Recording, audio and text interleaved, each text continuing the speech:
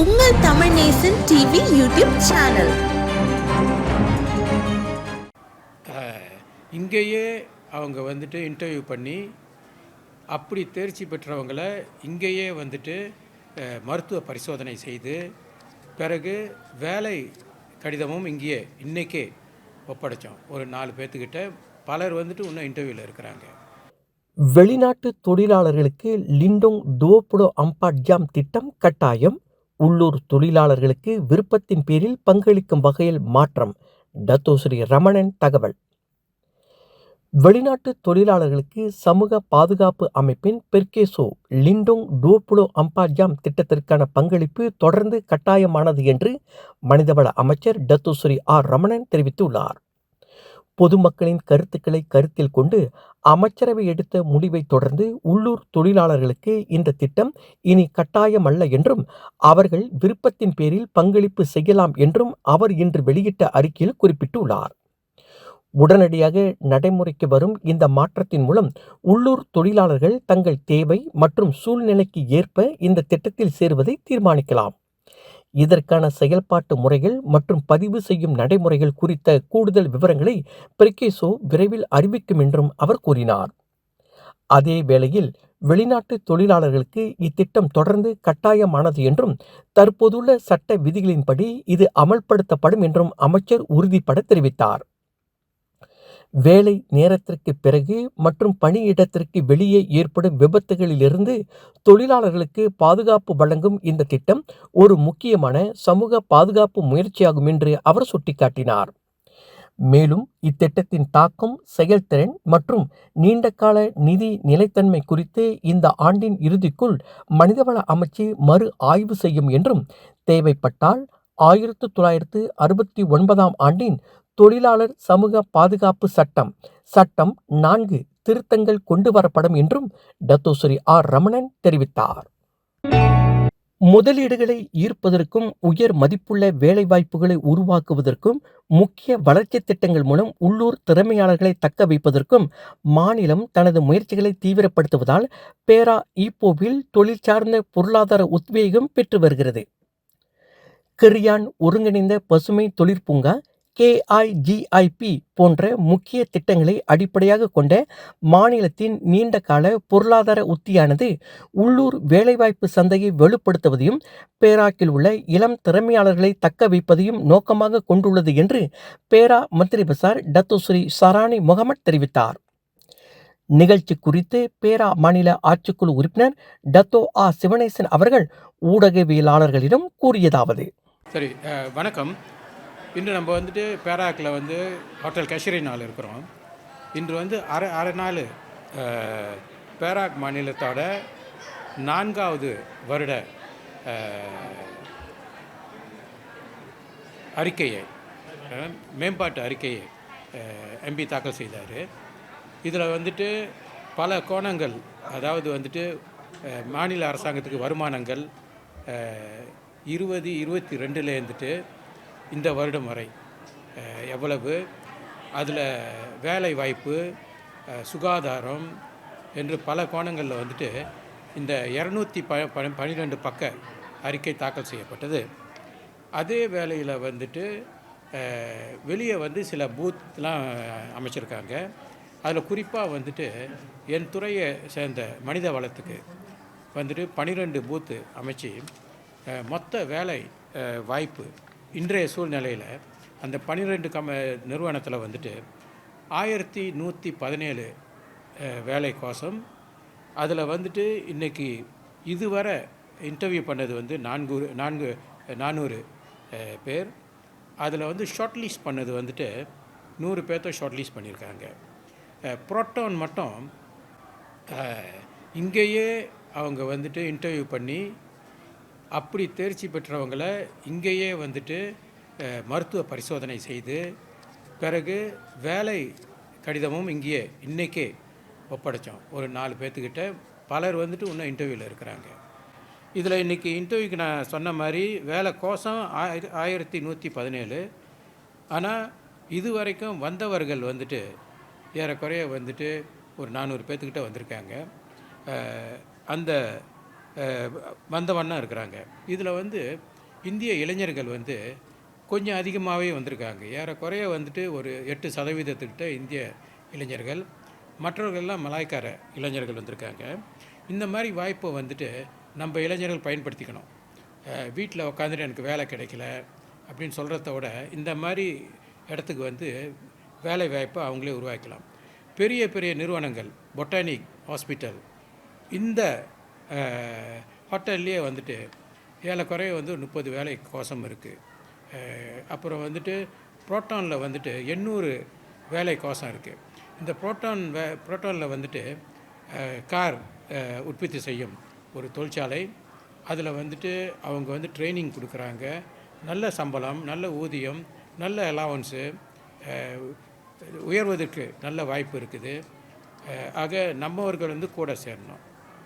அப்படி இன்று வராதவங்களுக்கு வந்துட்டு இன்னொரு வாய்ப்பு இருக்குது. குறிப்பாக வந்து இந்திய இளைஞர்களுக்கு 25ஆம் தேதி 26ஆம் தேதி கூனோங்சொரோ கல்லுமலை ஸ்ரீ சுப்பிரமணியர் ஆலயத்தில் வந்துட்டு 2 நாள் முருகன் மாநாடு நடைபெறும் என்பது இதுவரைக்கும் வந்துட்டு பெரும்பாலான இந்துக்களுக்கும் இந்தியர்களுக்கும் தெரிஞ்சிருக்கும். அந்த மாநாட்டில் வந்துட்டு நம்ம இதே மாதிரி பூத்தை அமைக்கிறோம். அதாவது வந்து என் கீழே செயல்படுற அரசாங்க நிறுவனம் பாசாக் அவங்க வந்து டிவேட் ப்ரோக்ராம் கொடுக்குறாங்க, பயிற்சி. அதே வந்துட்டு இதையும் அவங்க வேலை வாய்ப்பும் அவங்க ஏற்பாடு செஞ்சு கொடுக்குறாங்க. அவங்க வந்து சொக்ஸோ கூட இணைந்து இன்னும் பெரிய அளவில் பூத் போடுவாங்க. 20-30 பூத் போடுவாங்க. அந்த வாய்ப்பை வந்துட்டு அந்த முருகன் மாநாட்டுக்கு வந்து நம்ம இளைஞர்கள் அதை முழுமையாக பயன்படுத்திக்குவாங்க அப்படின்னு நான் நம்புகிறேன். சிறப்பாக வந்துட்டு இந்தியர்களுக்குன்னு ஏற்பாடு செய்யப்பட்ட ஒரு மையம். இது வந்துட்டு அவர்களுக்கு எல்லாத்துக்கும் நன்மையை கிடைக்கும். அவங்க குடும்பத்தார் நண்பர்கள்கிட்டலாம் சொல்லி யார் யார் வந்து வேலை தேடுறீங்களோ, இல்லை வேறு வேலை தேடுறீங்களோ, இல்லை வந்து அதிக சம்பளத்துக்கு வேலை தேடுறீங்களோ வந்து அங்கேயே நீங்கள் பதிவு பண்ணிக்கிட்டு அங்கேயே வந்து இன்டர்வியூவும் நடத்தி. மின்னல் எஃப்எம்மில் மீண்டும் கலப்படம். உள்ளூர் இந்திய கலைஞர்களுக்கு அதிக வாய்ப்புகளை உருவாக்க முயற்சி. மலேசிய இந்திய கலைஞர்கள் தங்களது திறமையை மேலும் வெளிப்படுத்தும் வகையில் கலப்படம் எனும் பிரபலமான வானொலி இசை நிகழ்ச்சி ஜொகூர் கூலாயில் முன்னோடி நிகழ்ச்சியாக மீண்டும் அறிமுகப்படுத்தப்பட்டுள்ளது. இம்முயற்சி கலைஞர்களுக்கு அதிக வாய்ப்புகளை உருவாக்கும் என எதிர்பார்க்கப்படுகிறது. நாட்டில் 70களில் பெரும் வரவேற்பை பெற்ற கலப்படம் கலைஞர்கள் கலை சங்கங்களின் வேண்டுகோளுக்கிணங்க தொடர்ந்து மீண்டும் நடத்தப்படுவதாக தொடர்பு துணை அமைச்சர் தியோனி சிங் தெரிவித்தார். முன்னதாக இந்திய கலைஞர்களின் சங்கங்களை சந்தித்த போது இந்த நிகழ்ச்சியை மீண்டும் கொண்டு வர வேண்டும் என்ற விருப்பத்தை அவர்கள் என்னிடம் தெரிவித்தனர். இது உள்ளூர் கலைஞர்களுக்கு தங்களது திறமையை வெளிப்படுத்த சிறந்த மேடையாக அமையும் என கூலாய் நாடாளுமன்ற உறுப்பினருமான தியோ நம்பிக்கை தெரிவித்தார். முன்னதாக கூலாய் பேரங்காடி ஒன்றில் நடைபெற்ற கலப்படம் இசை நிகழ்ச்சியில் தியோ கலந்து சிறப்பித்தார். கலப்படம் 3 இடங்களில் முன்னோடி திட்டங்களாக நடைபெறும் என தெரிவித்த அவர், அதன் முதல் பகுதியாக கூலாய் தேர்வு செய்யப்பட்டுள்ளதாகவும் மற்ற 2 இடங்கள் தற்போது பரிசீலிக்கப்பட்டு வருவதாகவும் கூறினார். மக்களிடமிருந்து நல்ல வரவேற்பு கிடைத்தால் அடுத்த ஆண்டு இந்நிகழ்ச்சியை மேலும் பல இடங்களுக்கு விரிவுபடுத்துவதற்கான வாய்ப்பு மிகவும் பிரகாசமாக உள்ளது என்றார். இதற்கிடையில் மலேசிய தேசிய திரைப்பட மேம்பாட்டுக் கழகமான ஃபீனாஸ் சார்பில் மடானி கலைஞர் நலத்திட்டம் மூலம் ஜொகூரைச் சேர்ந்த 5 இந்திய கலைஞர்களுக்கு நிதி உதவியும் இந்நிகழ்ச்சியில் வழங்கப்பட்டது. 2023 தொடங்கப்பட்ட இத்திட்டத்தில் இதுவரை 183 கலைஞர்கள் பயனடைந்துள்ளதுடன் மொத்தம் 1,44,900 ரிங்கிட் நிதி உதவி வழங்கப்பட்டுள்ளதாக தியோ குறிப்பிட்டார். படைப்பாற்றல் துறையில் பங்களித்து வரும் கலைஞர்களின் நலனில் மடானி அரசாங்கம் தொடர்ந்து அக்கறை செலுத்தி வருவதற்கான மற்றொரு சான்றாக இது அமைந்துள்ளது. இங்குள்ள 3 வெவ்வேறு நீதிமன்றங்களில் 2 நபர்கள் மீது தீ வைத்து சேதப்படுத்தியதற்காக 3 குற்றச்சாட்டுகள் உட்பட 6 குற்றவியல் குற்றச்சாட்டுகள் பதிவு செய்யப்பட்டன.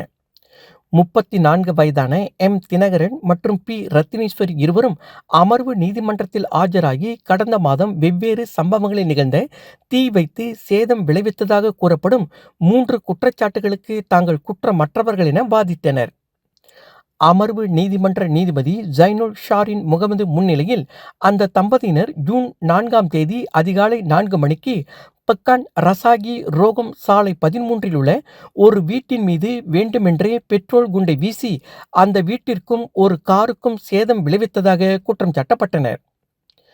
ஜூன் 11ஆம் தேதி அதிகாலை 5 மணிக்கு தாமான் கிளேடாங் சூர்யாவில் உள்ள 4 வீடுகளை தீயிட்டு அழிக்கும் நோக்கத்துடன் செய்ததாகவும் அவர்கள் மீது குற்றம் சாட்டப்பட்டுள்ளது.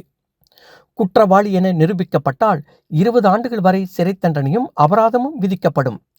3வது குற்றச்சாட்டின்படி ஜூன் 12 அன்று அதிகாலை 3:30 மணிக்கு மகிழம்பு பெஸ்தாரில் உள்ள ஒரு வீட்டின் மீது முன்கதவை சேதப்படுத்தும் நோக்கத்துடன் தீ வைத்தோ அல்லது வெடிப்பொருட்களை பயன்படுத்தியோ சேதம் விளைவித்ததாக அவர்கள் மீது குற்றம் சாட்டப்பட்டுள்ளது.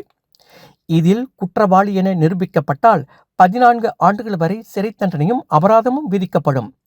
அரசு தரப்பு வழக்கறிஞர் எம். ரவீனா வழக்கை நடத்தினார். அதே வேளையில் குற்றம் சாட்டப்பட்ட இருவருக்கும் வழக்கறிஞர்கள் நியமிக்கப்படவில்லை. 3 குற்றச்சாட்டுகளுக்கும் தலா 50,000 ரிங்கிட் பிணைத்தொகை செலுத்த ரவீனா பரிந்துரைத்தார். குறைப்பு மேல்முறையீட்டின் போது தனக்கு நிலையான வருமானம் இல்லை என்றும் தனது தாயையும் 5 பிள்ளைகளையும் ஆதரிக்க வேண்டி இருப்பதாகவும் தினகரன் தெரிவித்தார். மறுபுறம் ரத்னேஸ்வரி தான் ஒரு வீட்டு ஆசிரியராக பணிபுரிவதாகவும் ஆஸ்துமாவால் பாதிக்கப்பட்ட தனது தாயை ஆதரிப்பதாகவும் கூறி குறைந்த ஜாமீன் கோரி விண்ணப்பித்தார்.